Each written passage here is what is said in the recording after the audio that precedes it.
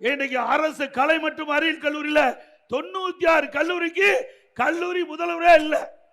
அப்படின்னா அந்த கல்லூரி எப்படி நடக்கும்? முதல்வரே இல்லாத கல்லூரி 96 அரசு கலை மற்றும் கல்லூரி. இப்படிப்பட்ட பரிதாபம் நிலையில தான் இன்னைக்கு தமிழ்நாடு இருக்குது.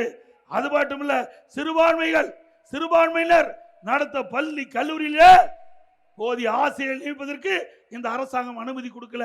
அதுக்கு கேட்டால் லஞ்சம் கேட்கிறாங்க. எவ்வளவு கொடுமையான விஷயம்! அரசு உதவி பெறுகின்ற பள்ளிகள் கல்லூரிகள் அதற்கு ஆசிரியர் நியமிக்க முடியல, மற்ற அலுவலர்கள் நியமிக்க அனுமதி கிடையாது.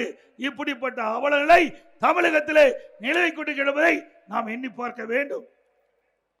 அதோடு அதிமுக ஆட்சியில் திரு ஸ்டாலின் அவர்கள் என்ன செய்தார் என்று கேட்கிறார்.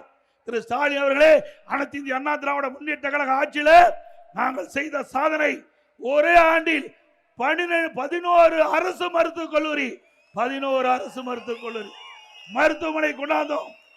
இங்க திருவள்ளூர் நகரத்தில் பிரம்மாண்டமான அரசு மருத்துவமனை கொண்டாந்தோம்.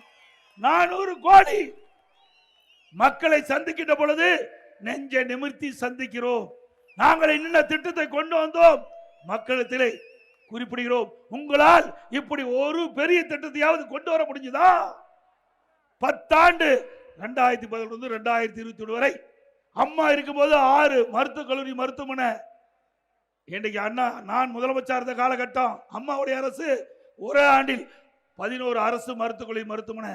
ஆக 10 ஆண்டு அண்ணா திமுக ஆட்சியில் 17 அரசு மருத்துவக் கல்லூரி மருத்துவமனை கொண்டு வந்து வரலாற்று சாதனை படைத்த அரசாங்கம் அண்ணா திமுக அரசாங்கம்.